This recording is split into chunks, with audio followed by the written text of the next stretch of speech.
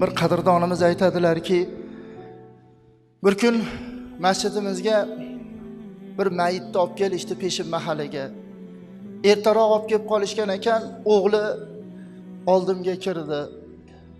Dadam bo'ladilar bu o'lik mayit, janozaga olib chiqilgan odam. Hojilarga borganlar, umralar qilganlar, xayr saxovatlar ko'p qilganlar. Sizlarning masjidlaringda 5 mahal namoz o'qirdilar. Ko'p menga o'zlari o'qiydigan joyda men shetda turib o'qiyman namoz dirdilar deb joyini ko'rsatsa, imom hoji akamni men tanirdim, yaxshi odam edilar, nima bo'ldi? 2 oy oldin bizni boshimizga katta qarz tushib qoldi. Juda ham katta qarz. Uzib $10,000 qolganda hech ham bir ilojini qila olmay qoldik. U qo'shni, bu qo'shni, u qarindosh, bu qarindosh hech kimdan topilmay qoldi. Oxiri dadam rahmatlik ko'chamizni boshidagi magazinchi hoji akani oldiga chiqdilar. Hoji aka bilan gaplashsalar, mayli men beraman, Xudo uchun beraman. Befoiz, beevaz beraman. Faqatgina bitta sharti bor-da. Ha, nima sharti? Uyingizni meni nomimga o'tkazib berasiz debdi. Notarius xizmatini to'laysiz, yana qaytarib olayotganingizda ham notarius xizmatini qilsangiz, mendan sizga yordam $10,000 vaqtida bersangiz bo'ldi hoji aka. Xo'p bo'ladi. Uy hujjatlarini olib chiqib notariusda oldi sotdi qilib hoji akani nomiga o'tkazishibdi magazinchini. Xudoning qudrati bilan deyapti o'g'li. 10 kun 15 kun o'tganda uyimizni pul bosib ketdi deydi. Kechasi kunduzi pul kiryapti deydi. Aytilingan joylar, qilingan ishlardan shunaqa pul kirdiki, katta umumiy qarzimizdan 10 barobar katta pul keldi-da deydi. Chunki niyat berishligida deydi. $10,000 da olib ajratib magazinchi hoji akani oldiga vaqtidan oldin chiqib, hoji aka mana rahmat, bizni xijolatchilikdan chiqardingiz, men $10,000 da olib qo'ying desa, nima deyapsiz? Ha, qarzimiz, qarz bas. Qarz bassa nimani tushunadi? Zakoti deb tushunadimi? Hozir bizda shunaqalar bo'lib qoldi-ku. Ramazonga 2 oy qolguncha qarz oladi-da. Kiyinadi qarzga, yeydi qarzga, mashina oladi qarzga, 2 oy qolganda yo'qolib olib turadi uyda. Eshitayda keyin ro'zani kutib turaveradilar eshitayda. Ha, birorta haqdor odam kelib zakotini bersa-yu, qarzini berib yuboraman.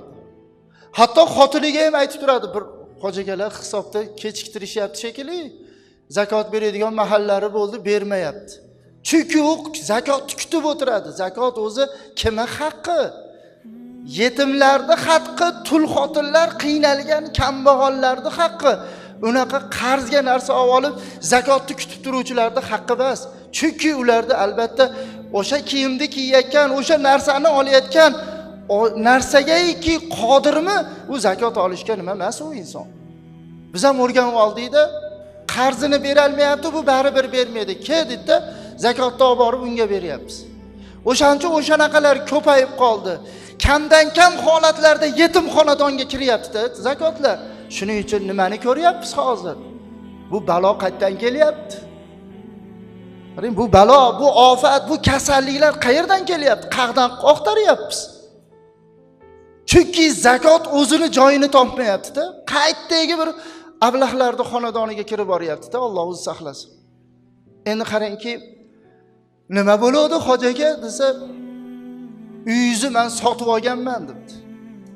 Hoji aka, bu uyim Toshkentdagi parkent nimasida $300,000 joy bu.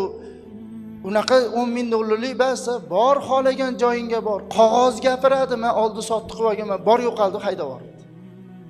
Eshitagiga chiqib, mol achchig'i, jon achchig'i o'ylanib o'tirib, bola chaqasi bilan, kelin, nevaralar bilan ko'chada qolishligini o'ylab, gursatib yiqilibdi-da. Og'zidan oq ko'pik kelib, doktor chaqirib, doktorga olib borsa, insul bo'lib qoldi. 3-4 kun yotgandan keyin doktor chaqirib, davo oldiga yurmayapti, olib ketaveringlar, o'lib qolsa qiynalasizlar. Uyga borganda o'lgani yaxshi, chunki hujjatlar kam bo'ladi deb uyga javob berib yubordi. Xotinini chaqirib, xotiniga bitta varaq, ruchka, konvert olib keling debdi. Xotiniga aytib turibdi, yozibdi. O'g'lini chaqirib, o'g'lim shu omonat shu magazinchiga berasan, men o'lganimda yuvib, kafallab, masjidga namoz o'qigani chiqib ketilayotgan paytda magazinda oldiga to'xtaganda shu xatni magazinchi hojiga berib qo'ydi. Dada, hali yoshsiz, tuzalasiz, qancha odam tuzalgan bu kasaldan. Siz yoshingiz katta bas bo'lsa, o'lim haqki o'g'lim. Bugun bo'lmasa ertaga bo'lmasa bir kun emas, bir kun o'limni men totaman-ku. O'g'liga taskin beribdi. 2 kun o'tgandan keyin hoji aka o'libdi-da. Yuvilib, kafallanib, o'lik tashiydigan mashinada namozga olib chiqib ketishyapti. Magazinda oldiga mashina to'xtaydigan joyga qo'yib, hoji akaga berib qo'ying xatni deb yugurib kirib hoji akani chaqirsa chiqibdi. Dadam shu xatni sizga beruvdilar, o'qirkansiz. Shunday xatni ochib, o'qib, u ham orqasidan gursatib yiqilibdi. Nimaga bu hoji aka ancha munchaga yiqilmas edi, bu xatda nima deb yozilgan ekan deb xatni ochib o'qisa, xatda yozilgan ekan. Hoji aka, siz aytgandek men bu dunyoda boradigan odam topolmadim oldiga. Hech kimga bir gapni gapira olmay qoldim. O'zini huzuriga ketyapman, haqni huzuriga. Ilojini qilsangiz bormen debdi-da. Kim ilojini qila olmaydi? Kim ilojini qila oladi? Bormaslikdi. Orqasidan amana ketdi-yu asrga to'g'rilar. Ana birovni haqqini shu darajada gapiriladiki, haqqi mardumni emas, sirot uzra tutaro. Payg'ambarimiz birovni haqqidan qanday qo'rqqanlar? Kunlardan bir kun Hazrat Umarning qizlari Hafsa onamiz bilan Hafsa onamiz payg'ambarimizning zavja xotinlari bo'ladi. Gaplashib o'tirib, muborak musvoklarini shunday ko'tardilar, oldilarda Hafsa onamizning yuzlariga olib borib turib tegizmadilar. Hafsa onamiz, "Ya Rasululloh, tegizing musvogingizni, tegizing. Men butun dunyo ayollarining ichidagi eng baxtlisi bo'laman. Rasulullohning muborak musvoklari tegandim, men faxrlanaman. Tegizing dedilar. Rasululloh aytdilarki, "Men ham tegizishlikni xohlayman, lekin shuni ham qiyomat kunida haqqi bor" dedilar-da. Qasosi bor dedilar-da.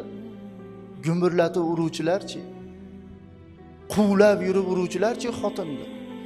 Qo'li og'rib ketib, ketmonni temirini chiqarib, sopi bilan kirib uruvchilarchi. Qiyomatda nima deb javob berar ekanlar? Allohu saqlasin.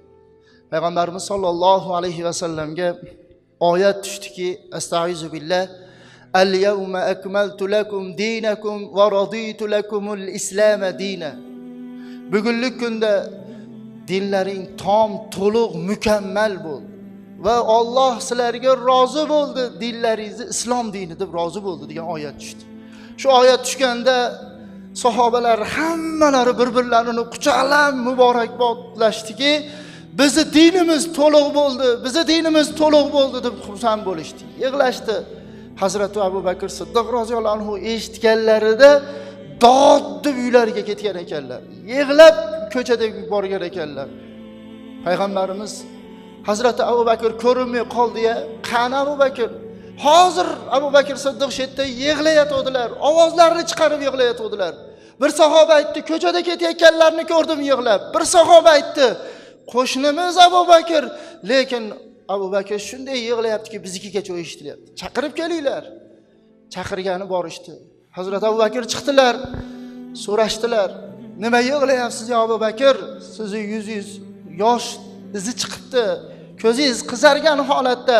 Ha, bugunlik bizni dinimiz to'liq bo'lgan kun-ku" deganlarida Abu Bakr Siddiq aytgan ekanlarki, "Bilmayapsizlarmi, bu oyatdan Rasulullohning o'limlarini hidi kelyapti. Har bir narsa mukammallikka yetadigan bo'lsa, uni nuqsoni boshlanadi. Bizi dinimiz ham mukammallikka yetgan bo'lsa, Rasulullohning biz oramizdan ketishliklari bundan kelyapti" deganlarda sahobalarda ham aqllari chaqib payg'ambarimiz oldilariga yugurgilab bordilar. Dod deb yig'lab bordilar. "Ya Rasululloh, Abu Bakr kaza va kaza, Abu Bakr xuddi shunday deyapti" dedilar. "To'g'ri aytibdi Abu Bakr" degan ekan. Rasululloh o'shandan keyin uzoq yashamadilar dedilar. O'lim soatlari yaqinlashgan sari Rasulullohda bir o'zlariga kelib, bir behush bo'ladigan holat, hushlardan ketadigan holat bo'ldi. Oxirgi vidolashish suhbatini bomdodida Hazrati Bilal roziyallohu anhu azon aytdilar-u, Rasulullohni har safar kelib eshiklarini taqillatib, "Ya Rasululloh, namoz bomdodga oz qoldi" deb aytardilar. Va kutib turdilar. Qani hozir Rasulullohning oyoq tovushlari eshitilsa, qani hozir eshik ochilsa, qani hozir eshikning zinjiri qimillasa deb kutib turdilar. Ovoz kelmadi, eshik ochilmadi, zinjir qimillamadi. Yana bir fursat o'tdi. "Ya Rasululloh, namozni mahaliga yana ham oz qoldi" degan ovoz qildilar. Yana kutib turibdilar. Eshikni tirqishiga qarab turibdilar. Qaniydi hozir ovoz eshitilsa edi, qaniydi hozir eshik ochilsa edi, qaniydi eshikning zinjiri qimillasa edi deb kutib turdilar. Yana chaqirdilar fursat o'tib. Lekin ovoz yo'q. Masjid sahobalarga to'lib, Rasulullohning hujrai muborakalaridan mihrobga, katta eshikdan mihrobga yo'lak ochilgan edi. Abu Bakr Siddiq oxirida kirib keldilar. Sahobalar masjidni to'ldirishgan. Hammalari zo'rg'a turishibdi. Abu Bakr Siddiq kirdilarda Rasulullohni har safar o'tiradigan joylariga qaradilar. Rasululloh o'rinlarda yo'q. Dod deb yig'ladilar, sahobalar qo'shilib yig'ladilar. Rasululloh o'zlariga keldilar. "Ya binti Fatima, ey qizim Fatima, nimaga meni sahobalarim yig'lashyapti?" dedilar.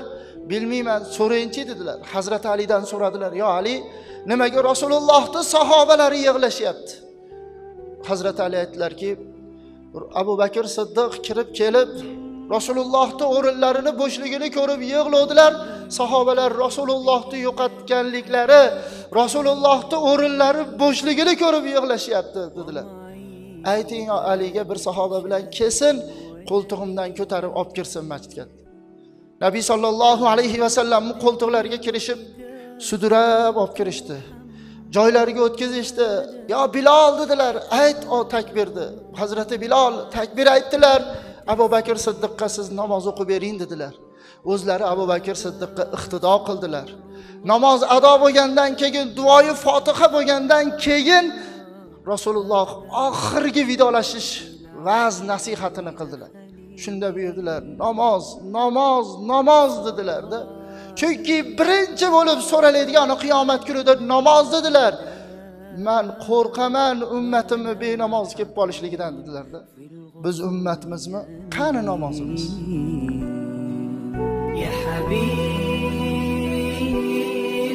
ya shafi ya shafi ya habibi ya shafi ya shafi sallallahu